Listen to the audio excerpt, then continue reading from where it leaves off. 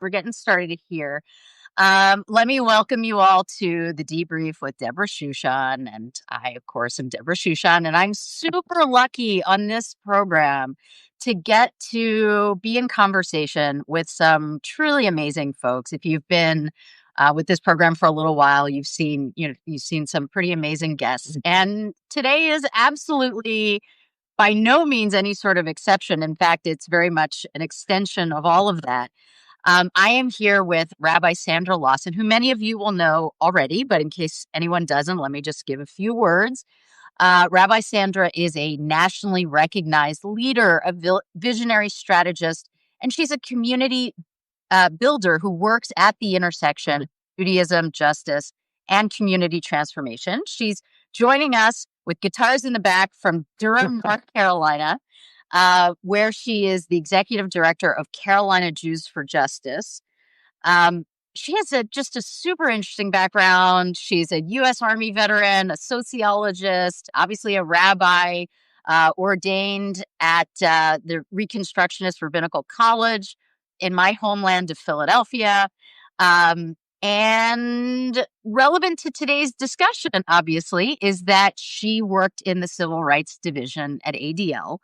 And she recently wrote a piece on her own Substack entitled, "The ADL is no longer a civil rights organization. Here's what we all lose." I saw that piece and I thought I'd actually been, admission, I had been wanting to talk to Rabbi Sandra for a little while already. But I saw that piece and I was like, okay, this is the time. Got to talk with Rabbi Sandra about this piece. We're going to get to that in just a second, but I do feel like before we jump in, I am sure that folks are aware that ICE has begun operations in North Carolina. And so I really did want to give Rabbi Sandra an opportunity to let us know what's going on and what Carolina Jews for Justice is doing about it. Yeah, and this is thank you for that. It's a really confusing time, and we are in a completely uncharted territory. I mean, I remember seeing a news program yesterday or the day before where people were asking the governor and asking local officials, and no one had any information. They were getting the same information everybody else was at the same time. And, and our CBP, I can't keep them straight. But CBP is definitely in Charlotte, and they may have made several arrests. And luckily, the Charlotte Observer has been documenting a lot of things on social media, particularly what I've seen on Instagram and also MS Now, which used to be MSNBC. A young reporter I used to work with, that used to be a student of mine at Elon, has been on the ground in Charlotte, and so I'm really proud of her. And I haven't seen any new stuff in Asheville, but I was just talked to our Asheville organizer who said that ICE is on the ground, not at the same level as in Charlotte, but she just was at a press conference this morning with local faith leaders around what to do. And it's when you're operating on a different playbook and fear, people will silo themselves, not just Jews, other folks, and gatekeep, and might be responding out of fear. And we don't have a staff person in Charlotte, but I might send our Greensboro staff person to Charlotte once he gathers some more information. Mm-hmm, mm-hmm. Thank you for Yeah. that. And I mean, I think that talking about what ICE is doing in North Carolina and and now also in Asheville in the western part of the state, it is certainly relevant to our discussion in terms of setting the context, right? About the Trump administration and what it's doing. And thinking about ADL and what its historic role has been and where it is now. And so in order to really launch into that conversation, I mentioned that you had worked at ADL, and I think it would be helpful for folks to know a little bit about what you did at ADL when you worked there. Yeah, so I worked at the ADL 2007, 2009. And I worked in the Civil Rights Division, which is in the national office. My office was in Atlanta, and I worked as an investigative researcher, and my role was to understand the ideology of extremist groups, left and right, and to work with law enforcement, provide education to other folks or anybody who would listen on extremist activity. And now, not like the big name extreme, like the people that people would not like, not the David Dukes of the world. Like it would have been like people who were sort of under the radar. And my area was DC to most of Texas, so I covered the southeast region. And Huge. I had three other colleagues that cover the rest of the country at the time. But that was again, it's 2025, and so I don't understand the makeup of the ADL, and in that uh, the scheme of things anymore. Got it. Got it. Okay, but that's really helpful to Mhm, know. You're part of obviously the Civil Rights mhm, Division researching extremist groups. mhm, And you've come to, well, before I get to that, so I guess if you could tell us a little bit more about the ADL's history as mhm. a civil rights Right. organization, right? Um, before we get to your claim that it no longer is, right? Let's Yeah, talk yeah. a little bit about, how the ADL has historically fit into the struggle for civil rights. Yeah, so a few weeks ago, there was a JTA article that announced to me and whoever else read it that the ADL had quietly removed a section of their website. I believe it was titled What We Do, Who We Are, something like that. Yep. And under that section of the website, it removed the language, its founding language about it being a civil rights organization. And that and some other things that the ADL has done as a Jew who lives in the United States, I feel like I don't have, as a Jew and the executive director of a Jewish organization, I don't have an organization that I can go to that can articulate legal definitions of anti-Semitism or human rights or any of those things because there's no language on the ADL's website that I'm aware of, unless they changed it this morning, that articulates that they are a civil rights organization, a Jewish civil rights organization. Right. I mean, my understanding, and you would know this better than me, Mhm. was that the philosophy over the past 100+ years since ADL was founded was, ADL stands up for Jewish Americans. Yes. Right. And the way that the ADL does this is in partnership Right. with Right. with others, right? In partnership with particularly other minority groups. And it was this, I mean, to me, you would know better than I do, Mhm. but Mhm. it seemed like a very ahead of its time understanding, right? That our safety is bound Yeah. up with Yeah. that of other people, right? And so I think it's just, and I think that's incredibly important and admirable and all of that, right? So I think it's important for Yeah. us to put that on the table. And now it seems like something fundamentally has shifted, Yeah. right? I mean, you have the ADL taking away that civil rights language.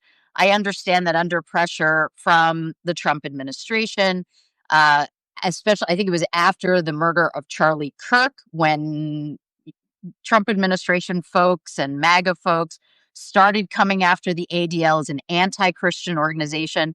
They actually removed a glossary of extremism from their website Yeah.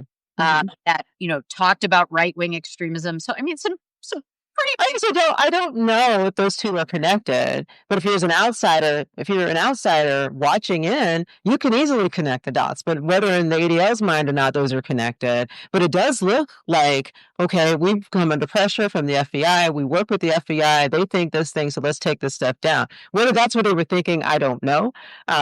But um, but yeah, I mean, they do seem like they're under a great deal of pressure, but they don't do the rest of us a service if all you're going. I mean, they're saying that they're going to focus on anti-Semitism and Jewish hatred, but they did that already. That was also part of their mission. To your point, when I used to talk about the ADL to donors and to other folks, the ADL is an organization that's slightly over 100 years old.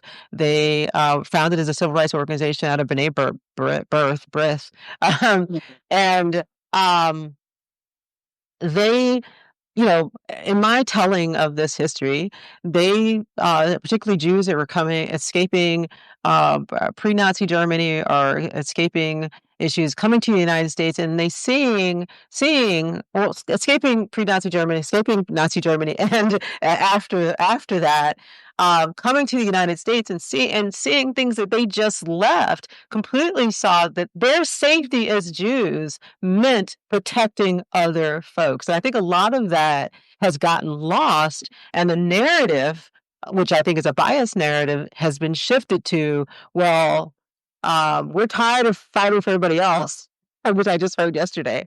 We're tired of fighting for everybody else, so we're just going to stick to our own, which is a trauma response. I'm not a therapist, but it's a trauma response. And anybody who's read any books or watched anything on, you understand the trauma comes out of something that happened as a child or something that you did that worked at a particular time in your life. And at some point it doesn't work anymore because you're in a different stage of life. Yeah. Yeah. Well, let's get, I think, following on what you were just saying. After October 7th, ADL had a national leadership summit.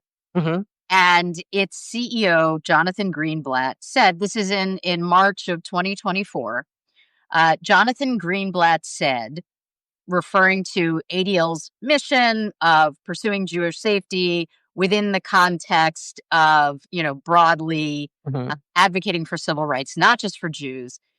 He basically said, let's put that aside. And now I am quoting, new plan, put on your own oxygen mask first. Now, and I want to hear what you have to say about this. What you have to say about this. I have a lot of thoughts about Jonathan Greenblatt. Let's put that aside for a second, right? Like I certainly have heard in the months and now years since October 7th, 2023, from a number of folks for whom I have more respect than Jonathan Greenblatt, who feel traumatized, I think, not only by October 7th, which obviously is very extremely traumatic, but also feeling like, here we as Jews, whether they were in ADL or not, I'm not just talking about ADL folks, right? Here we as Jews have seen it as part of our social justice mission to stand up for others. And I think a lot of people felt like after October 7th, others weren't standing up for Jews. And so I kind of, to me, what Jonathan Greenblatt said there is kind of like an extreme extension of that, right? New plan, put on your own oxygen mask first. I'd love to hear what you think about, Jonathan Greenblatt's move and what he said, but also,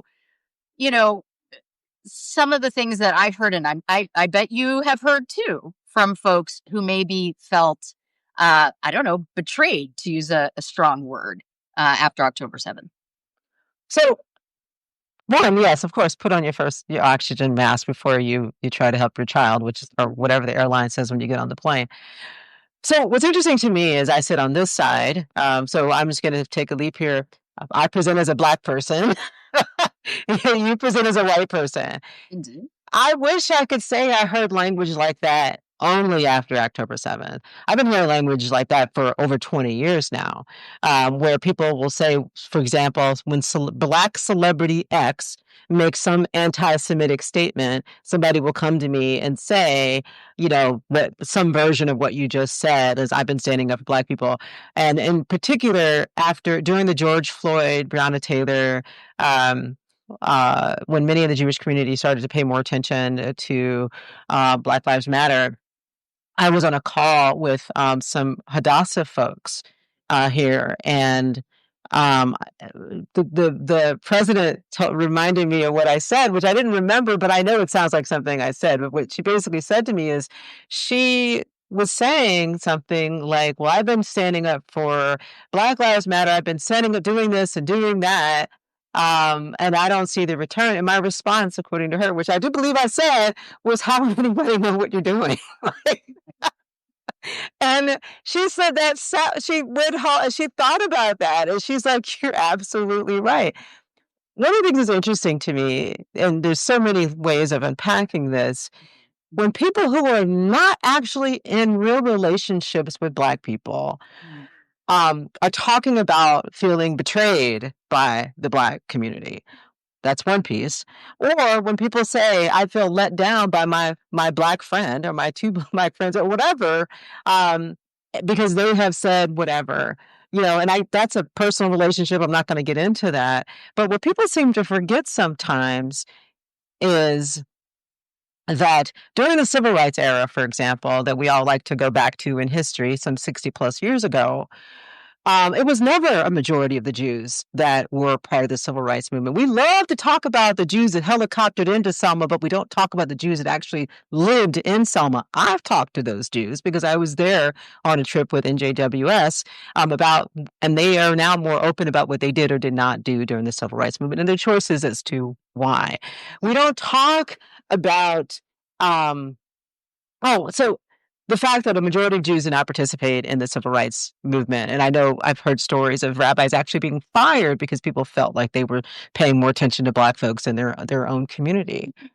And so if you flipping that a little bit, that where I lost my train of thought, but that when people tell me that Black people have a reaction or they think Black people have a reaction, that doesn't represent all Black people. That is that if you're talking about an individual, that's an individual's perspective. Just like then, not a majority of Jews, particularly white Jews, participate in the civil rights movement. It's probably not a majority of Black folks that have said opinion, particularly if you're not in a relationship with those folks. And so people. I'm not here to say that there aren't Black anti-Semitic people. There are. There's also anti-Semitic people who are not Black and who are white. They actually represent the majority. I do just want to make clear that I don't, in terms of people that I've talked to personally, when I talk about, what I've heard from people, since October, I don't think it's all about, the Black community, folks in the No, that's just an example, right? Yeah, right. No, I mean I appreciate you raising that. But also, it's when people tell me about young people, why is JVP? Why does my child? Why can't I have Thanksgiving dinner with my child? Because they have a different perspective on Israel. So when we look at younger folks, we look at queer folks, we look at Black and brown folks, when we look at basically anybody that's on the margins, that's often who folks are often, or even somebody yesterday was telling me, like, I've lost faith in my feminist groups because of their perspective, because they're now saying anti-Semitic things, or now because they have a different perspective on Israel. Well, so we approach the Israel topic. So let's jump a little bit further into that. You wrote your piece, I think, right before the election in New York, in which, of course, Zohran Mamdani was elected to be the next mayor of New York. Jonathan Greenblatt had been extremely outspoken during the election campaign against Zohran Mamdani in the media. He'd written articles, et cetera, et cetera. And then literally immediately after the election, the very next thing that ADL did was announce the inauguration of a so-called Mamdani monitor, and, indicating that it was going to monitor everything, every appointment, everything that the Mamdani administration was doing, asking for Jewish people to share tips about anti-Semitism they were experiencing in New York, etc. I'd love to hear your thoughts on this, and in particular, your thoughts in general. But in particular, one thing that I'm really interested in is whether you think this is Islamophobic as well. So yeah, I mean, I'll start with the last part, which is do people think that Mamdani is anti-Semitic, or are they Islamophobic? I mean, I can't get into people's hearts, and maybe they can't get into their own hearts either because it's so fearful. So one, there's like, first of all, like the ADL already has a history of monitoring extremist groups. So I would ask if they would monitor him, do they monitor him under my understanding of what the ADL used to be? Do they think he's an extremist? Because they do have a history of monitoring extremist individuals. But at the same time, I do think that he has been elected by I don't live in New York. I'm not even New York adjacent, although I just texted a friend who lives in New York, but I'm not someone who has aspirations to live in New York. Um, and so I'm not trying to get into their politics, but the people of the city voted for him. Wouldn't we want to keep him accountable and help him or push him if he goes off, not monitoring, waiting for a gotcha moment? That's what that sounds like to me, that they're like, we're waiting for a gotcha moment. And I do think it makes me wonder about resources for an individual instead of the government of the city. Like, again, I think it was interesting that they announced that they're going to monitor people, but that's what they do anyway. And they do monitor folks like that they consider to be extremist. Um, you know, but they could also work with the city. I think it's really sad. Like Jonathan Greenblatt, I don't know what he's doing, and I do know him, but I'm not like, we're not buddies. But like, he could pick up the phone and say, "Hey, I want to help you not be so anti-Semitic." But this other way of doing things just seems non-relational to me. It doesn't feel helpful. Well, I mean, okay, I think you're raising an interesting point here. Yeah. And this is something that I've talked about in terms of Mamdani and the ADL and, the broader organized Jewish community. Look, obviously, Mamdani and Jonathan Greenblatt and ADL more broadly uh, differ very, very substantially in terms of Israel. ADL has taken a super hard line, obviously, about anti-Zionism, ipso facto being anti-Semitism, right? So, obviously, they think that Zoran Mamdani is there, as a very strong pro-Palestinian activist, someone who obviously has not been a Zionist. They therefore clearly see him as an anti-Semite. Um, what I, what I think you're pointing to in terms of the whole relational bit is, there are plenty of folks within the Jewish community in New York who had perhaps concerns about Mamdani and his approach to Jews, his approach to Israel, etc., and who, nonetheless, when he reached out, were amenable to meeting and to talking about working together to you know share their concerns, etc. It's pretty clear that that is not an approach that ADL has taken. Uh, uh, you know, as far as I can tell, instead of reaching out, they basically criticized and lied. I think we have evidence to indicate that they lied about the outreach that Mamdani had actually done. How damaging is something like that? I think it's very damaging. I don't know. I don't know why Jonathan Greenblatt felt the need to tell lies or believe something to be true that wasn't. Maybe he just had bad people give him information that was not accurate. But I don't think this is helpful. I don't think it's helpful for anybody, and I don't understand why two powerful, in the sense that one's going to be the mayor and one runs a national organization, why they just can't sit down and have a beer summit or something. Like they could just the ADL should be in the business of supporting Jews and helping this mayor, since the city voted for him, Yeah. uh, succeed. They should absolutely hold him accountable. But people grow. What is he, 35, 38? I'm not sure. But the people that I've talked to have seen an arc, have seen an evolution. People should be allowed to make mistakes and grow and learn from it. In fact, the only way you're ever going to grow is if you make a mistake. You have to step in some crap and then eat it and have somebody tell you what you did was wrong. But if you don't, you're never going to know. Yeah. No, that's absolutely right. So I appreciate all of that. I am.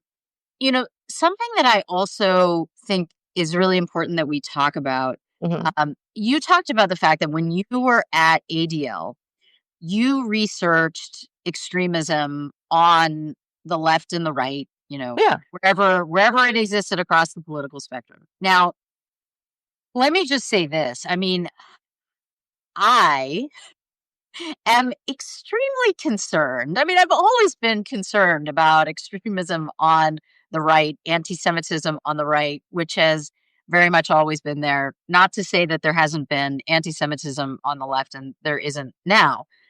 Um, but I think we are really witnessing in real time here some incredibly disturbing developments on the right.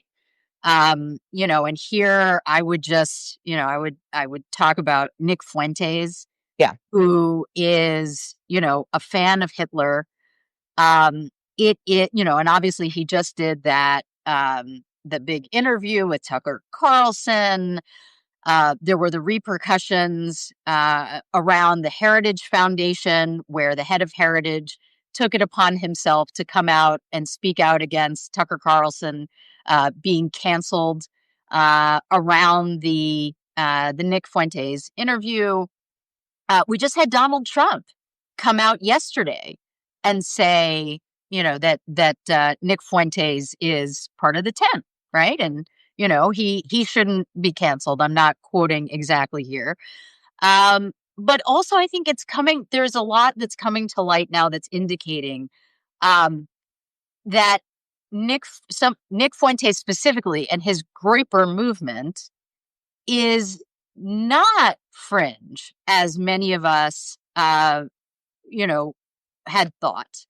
And that it is really, I mean, this extreme anti-Semitic, pro-Hitler, racist, misogynist, you name it, worldview, as well as being totally nihilist, like let's tear it all down, is actually extremely prevalent within like Gen Z MAGA circles. Okay, so I'm just putting my cards on the table. Like, I find that stuff super concerning. I think it would be great if there were a Jewish organization, hypothetically speaking, that had the resources to really delve into this, to monitor this, to take the appropriate steps to be working against this kind of extremism proliferating in a very substantial part of the political spectrum that right now holds all levers of power in our country. And yet, we see these changes in the ADL vis-a-vis civil rights, vis-a-vis, advertising that now their big thing is a Mamdani monitor. That does not make me feel more safe. Mm-mm.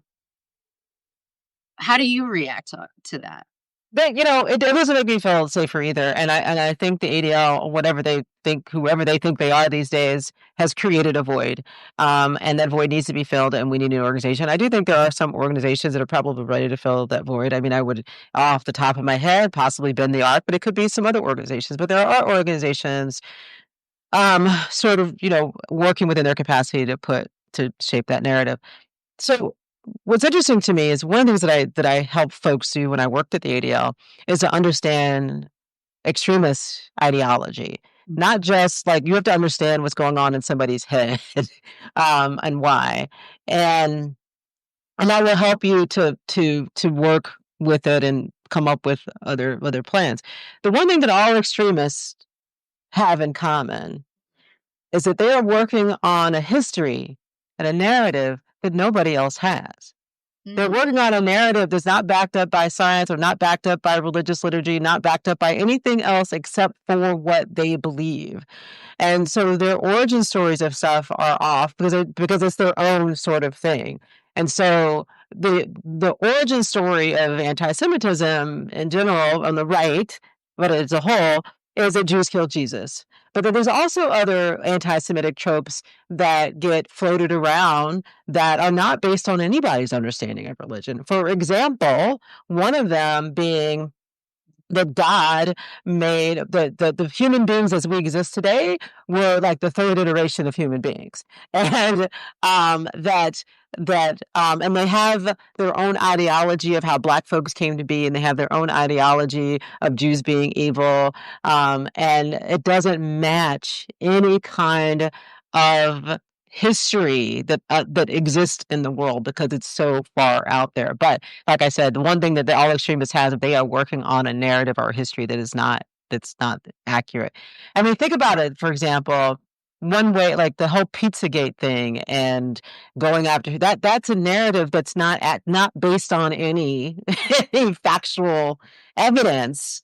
I have to laugh. Okay, I have a little moment of levity here about the whole shtick about Pizzagate. It was around a pizza joint in Northwest DC.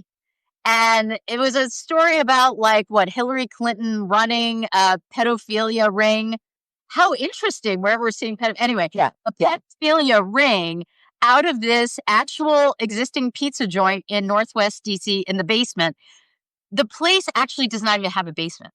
Right. Yeah. Right. So, like these things are easily but that's how extremists work and how it works within their ecosystem. They are working off an ideology or a belief system that is only theirs. It's not grounded in any kind of religion, any kind of like grounded religious history or grounded in any kind of actual facts.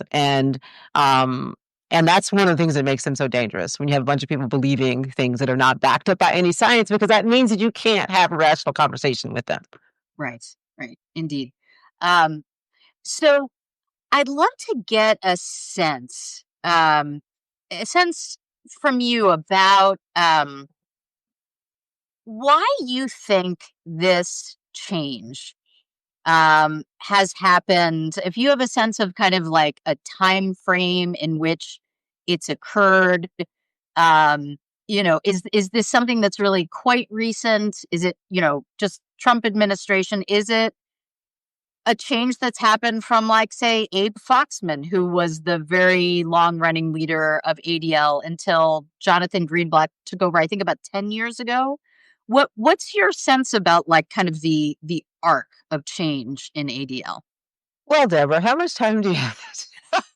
No, again, so where I sit as a Black Jewish woman, rabbi, whatever, and who's somebody who deeply did believe in the ADL's mission. I want to be clear about that, because I did think, and it was never perfect. I want to also be clear about that. And there are some challenging things about the ADL, but I did, we all have organizations that we believe in the mission, even if we don't necessarily agree with everything, and that's okay. And I think that, so this is why I say how much time you have. So I'm going to go back in time. So back to around when the ADL was founded and in the early to middle of the 20th century, when the ADL was active in helping to start the NAACP, signing America's briefs, helping Jews organize and remind people that, we support civil rights. We need to be part of the civil rights struggle. And as the NAACP changed and grew, and there was and Jews moved out of the suburbs, and there was less, less activity or less need for Jews to be in the civil rights, but who knows? But there was a shift, less there were synagogues white flight had moved to the suburbs, and people started to focus on other things that are more top of mind. I think people started to question, why, or question or have their own thoughts about Black liberation or Black civil rights. Because the number of times over the decade or so, many people have said things to me like, well, did you know that we helped start the NAACP? I said, yeah, I did. Or say things to me like, why don't Black folks do this Don't they know that? So like back to that, the one black celebrity, any day, black celebrity sticking their foot in the mouth, saying something anti-Semitic, people messaging me, and then hearkening back to the civil rights movement.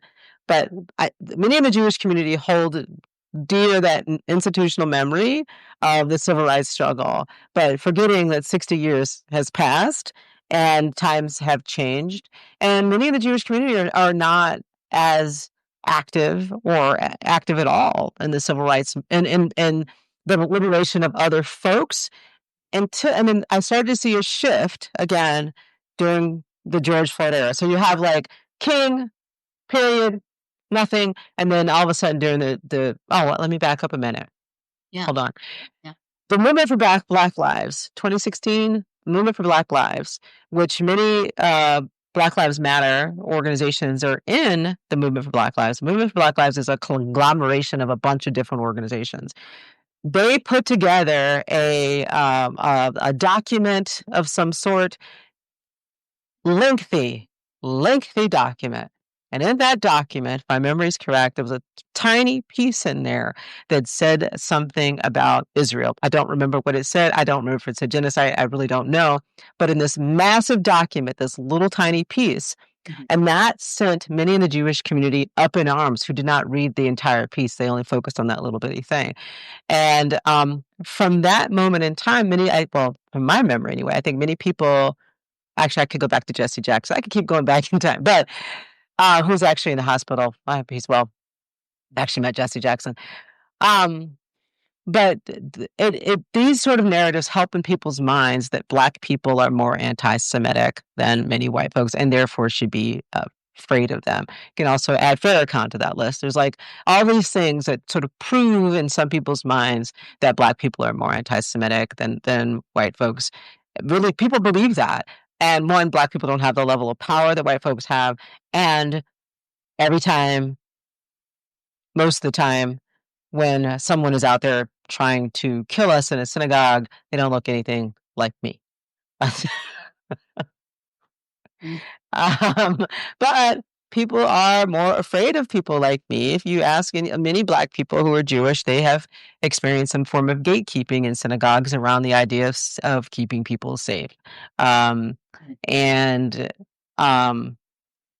I think all of those things that have happened over the years has made people question why we engaged in civil rights struggle. And over time, the people who were trying to hold firm to the civil rights legacy of the institution, looks like they lost. The holding firm to the civil rights part of the ADL, from my vantage point, it looks like they've lost because they've just seemed to have abdicated all of their responsibility for civil rights. Wow. And one thing that has been very interesting, particularly I think after the recent developments that we're talking about, I've seen in semi-private spaces on people's social media pages and things like that, folks who formerly worked for ADL kind of start speaking up a little bit more and sharing their frustration with the changes that have happened in the organization. I'm wondering if you have, and you may not have a sense of this, obviously you don't work for ADL anymore and you haven't in years. Do you have a sense, though, about what's happening dynamically within the ADL? Do you expect that there are people pushing back? I mean, I know that there have been other times where things have leaked out to the media about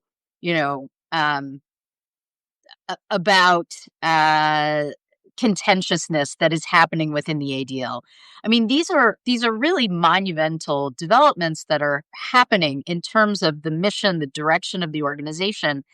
And, I'm just trying to kind of get my head around what's driving it and what that looks like inside the organization, whether there's, pushback that's happening.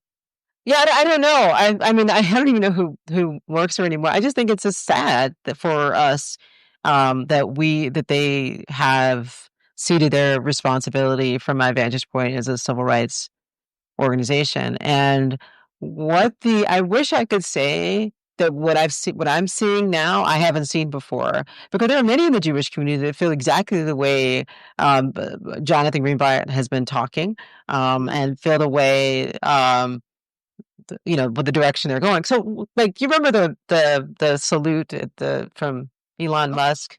Yeah. Elon. So, oh yes, I remember that. Oh, you mean the thing because he's on the autism spectrum, Sandra? Whatever, but basically, whatever the reason for it, yeah. Tongue in cheek here, Sandra.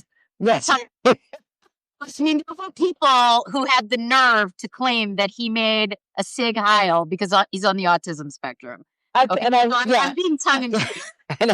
Their messaging around that was horrible because then a few months later or moments later, basically what Musk said is like, see, they don't think it's that bad, or they don't think it's this or whatever, giving them more permission. They could have handled that a lot. Okay, let's just say they didn't think it was a Nazi salute like everybody else.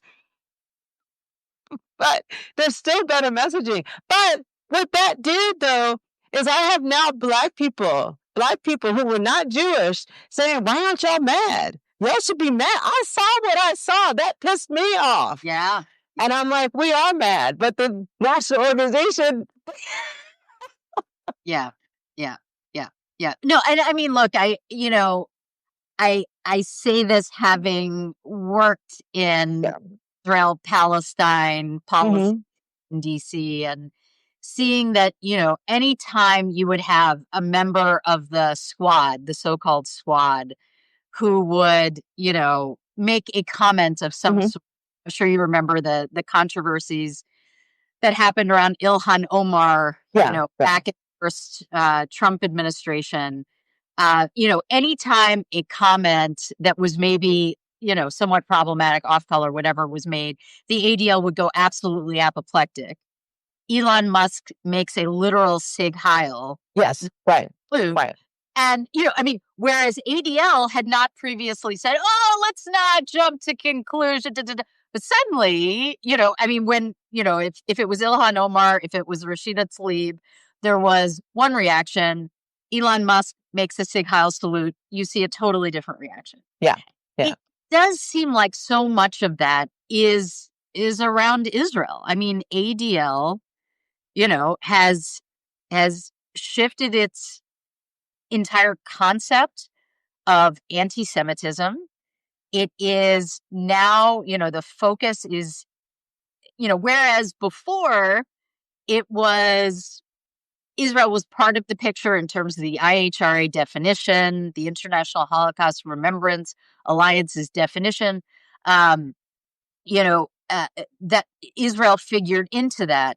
Now it just seems like that is the focus, and especially that, has come to the fore specifically around Mamdani. I mean, at least that's kind of how it looks to me in terms of like, the reaction that you had from Elliot Cosgrove and the sermon that he made, and just people a little bit losing their minds around all of that. And everything has become, about anti-Semitism on the left. Right. Yeah. And, that's because anti-Semitism on the left, for the most part, is centered. It is coming around the Israel-Palestine conversation.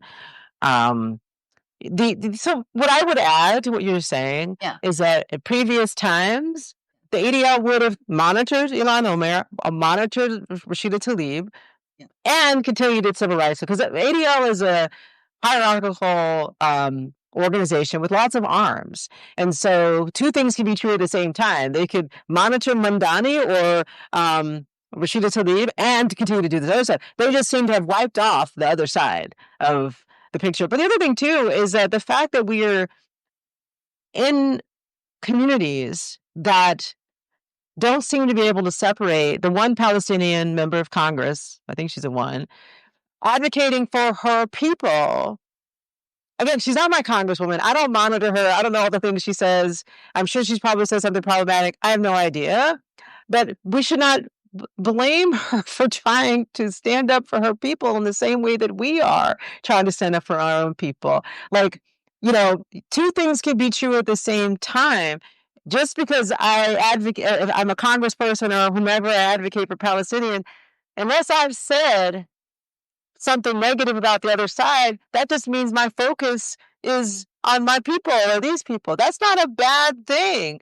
But many in the Jewish community want like absolute, I don't know how to call it, but you have to show me 100% you're for me and you're going to use my language. Other than that, I don't like you and I don't want to work with you, or they're anti-Semite. And we know that there is being critical of the Israeli government does not make you anti-Semitic. It never has. But there is a line. Like there is a line that can be crossed. There's so many steps, and people need to understand this is criticism. This is anti-Semitic. It's not like just because you criticize the state that you are anti-Semitic. And we have moved the needle a little bit more. I credit Jill Jacobs to that. I still use her piece that she wrote maybe a decade ago. I'm not sure. Sort of explaining. And actually, I think she just rewrote it again. I wrote another piece, but I haven't read it yet. And post along those lines, right? Yeah. Rua has put out some good stuff. There are others too. I mean, there's the definition, there's the Jerusalem Declaration. I mean, there's some really absolutely some great resources for sure. Yeah, absolutely. You mentioned Jill, and actually, I had something that I wanted to throw out there. Jill Jacobs is a friend of the debrief and appeared, some months back. She just actually today published a piece on ADL and the Mamdani Monitor. It's interesting to me. I think it's great. Actually, she published it in the Jerusalem Post, which is a right-leaning, very Israel, as you would imagine, outlet. So I think it's great that she's publishing there. And there was a sentence in that piece that really grabbed my attention. So I'm going to read it, and I'd love to. Yeah. Jill writes, I have personally heard from parents, rabbis, and educators who worry that reaching out to the ADL for help with very real instances of anti-Semitism will result in the organization using their experiences to justify the Trump administration's war on free speech, universities, and school districts. Wow. What's the reaction to that? Can you read that first part again, though? I think, Yeah, so what, I'll just paraphrase. Yeah, good. What Jill is saying is that she's actually heard from folks, from rabbis, parents, teachers, that they are seeing instances of anti-Semitism. Let's say, she doesn't give specific, but let's say something that happens in school, right? And that these folks otherwise might go and report it to who? You report it to the ADL, right? But they're afraid to do that because they're afraid that the ADL is going to turn around and use it to justify the Trump administration's war on free speech, public education, universities. Wow. I think that is totally true right now. I know people who, when I brought up, this has been several conversations in the last 10 years. I'm like, well, ask the ADL. And people have been like, I don't want to go to the ADL for a variety of reasons. It's worse now. But the ADL is losing, it's lost. There's a hashtag running around that says not ADL or something like that. I don't know where it is these days. But like the ADL used to give, and then maybe they still do, a lot of free education when it came to queer stuff, when it came to anti-Semitism, when it came to civil rights. And they provided a lot of education for free. And that education was actually great education. But today, because of what the ADL is doing, people don't want it. And the ADL hasn't turned around and called those folks anti-Semitic. Because I don't want your stuff anymore. Like that's crazy. But yeah, like if, people do, I can't think of a single person in my immediate orbit right now that trusts the ADL. Don't get me wrong, I'm sure people do, but it is not the go-to. Somebody told me once, so we have a civil rights organization now. It's called ACLU, which is great, but it's not ours. But yeah, I totally echo. I'm going to read her piece, but I haven't read it yet. But yeah, people don't trust ADL for a variety of reasons. So, that brings me to, back to the title of your piece. And if folks haven't read that piece that you published on Substack, mean, you've gotten a lot of it by listening. Thank you. I really You recommend. never know. I never know what's going to happen. I was like bracing for like the wall fall out when I hit send. But Okay, so now I'm aboard. Well, no, I want to ask you two things. The original thing that I wanted to ask you was, going back to the headline of that piece, the ADL is no longer a civil rights organization. Here's what we all lose. I mean, one thing that I want to ask you is like, okay, exactly what, I mean, it's in the piece, what have we lost? The other thing is, I would love to hear a little bit about what kind of reaction you got to that piece. Rabbi publishing a piece like, imagine, might get quite a bit of backlash. Love to hear what the So what's interesting is a former board member, and when I used to work for Reconstructing Judaism, she told me once, she's like, this was a while ago, she's like, I follow you on Twitter. And you know what? You could say the sky is blue and people will argue with you. She's like, I find this so fascinating. I was like, yeah, they do. And so that's, and I think that unlike Twitter, cool Substack I can unpack. Yeah. And you can only do so much in the 280 character space. So I've got, it's interesting. I've gotten like Tressie McMillan Cottom, who I just adore. She's a MacArthur Fellow. She's a regular columnist for the New York Times. She's a Black woman. She wrote me, See People's Pussy Hearts. She wrote me saying, I don't know, she's like, thank you for this. And then she said something kind of odd, but I get it. She's like, I kind of hesitated sharing this piece because I want to keep you safe. And I was like, oh. And Deborah Lauder, who used to head the Civil Rights Division of the ADL, wrote me an email while I was traveling. I'm going to follow up with her. I did write her back, but I'm going to write her back again because she wants to talk to me. She said, that I'm not going to say what she said, but she has her own thoughts about what's happening. And then, I've seen people use the piece to articulate thoughts that they've had. And I am kind of surprised. I often, like, people have asked me, well, can you write on a schedule? I'm like, no, because it would feel like work. I've tried that. I've tried writing on a schedule and it's too much. I do try to put something out once a week in some form, but I write for me and on Substack, unless I'm writing for my organization. I write about the things that are bothering me. And I've been marinating on the ADL since the Nazi salute. And then this thing happened. And then I just sort of put pen to paper, which was sort of what I thought. So I write about the things that I want them to get out of the way so I can move on to something else. And I often, sometimes am surprised at the response. And then, of course, as a writer, sometimes I think people are going to pay more attention to some things I write. It's like silence. Sure. Nothing. Sure. And sometimes you don't know what piece is going to actually. Right. Yeah. Yeah. Yeah. Yeah, that's it. But I also did not share, when I worry that things might be a little controversial, I'll just put it on Substack and I won't do anything else with it. And then when I'll see the reaction from there, and I'll go from there. And I personally did not share this piece as much as I have other pieces out of not wanting to deal with people.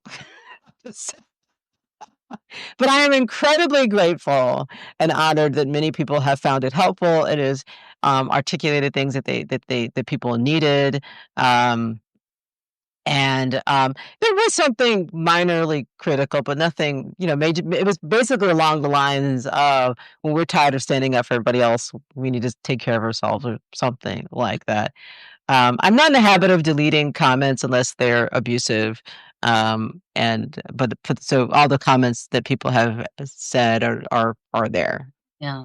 So I just want to come back to as we wrap. The what lost and where go first. And I just if where we go here, because I feel I'm Yeah, you're breaking up. Something's okay. Let me let you. Okay. No, actually, but you were breaking up. That was hard. Oh, sorry. Oh, I was breaking up. or right. I hear echoing. Very weird. So the question of like, what have lost and where to go here, and that a little where we go from here in terms of other. I do just that I a real that you do. All right, I'll stop half a second. The ADL is so it's hard to replace. Okay, Okay, so what do we lose and where do we go from here is yeah.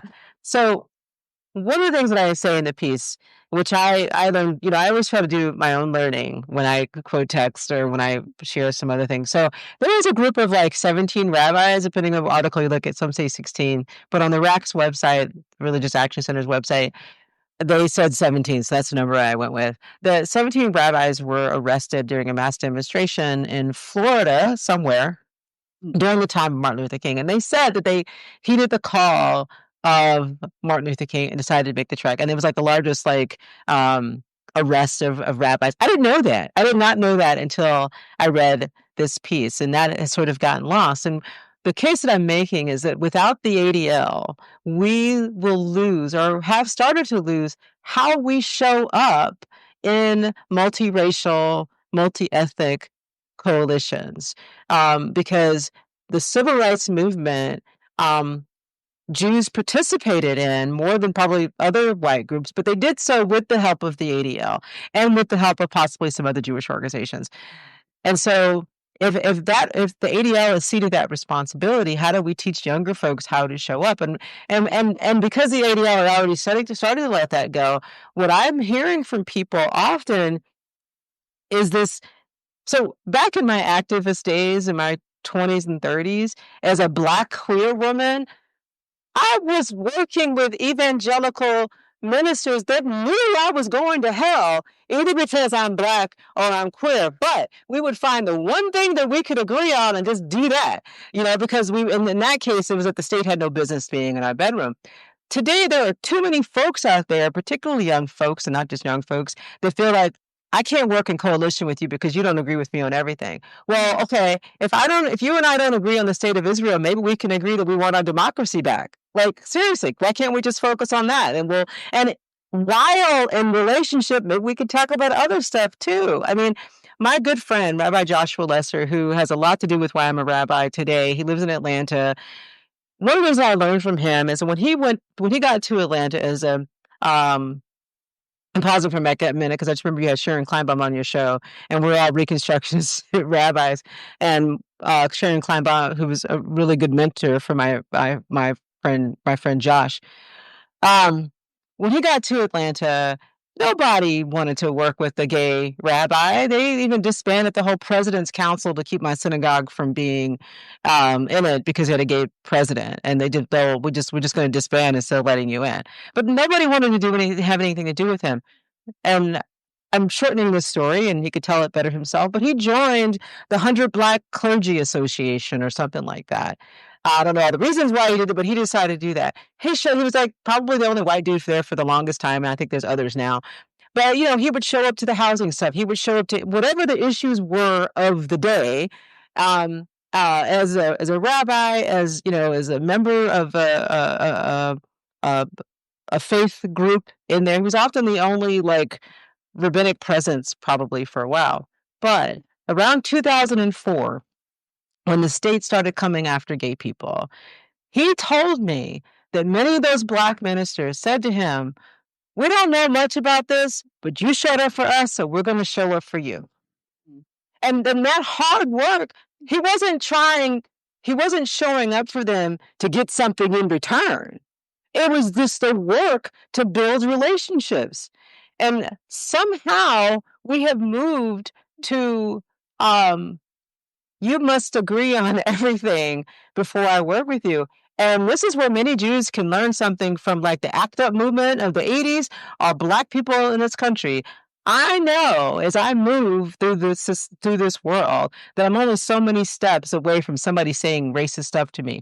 or people not dealing with their racism.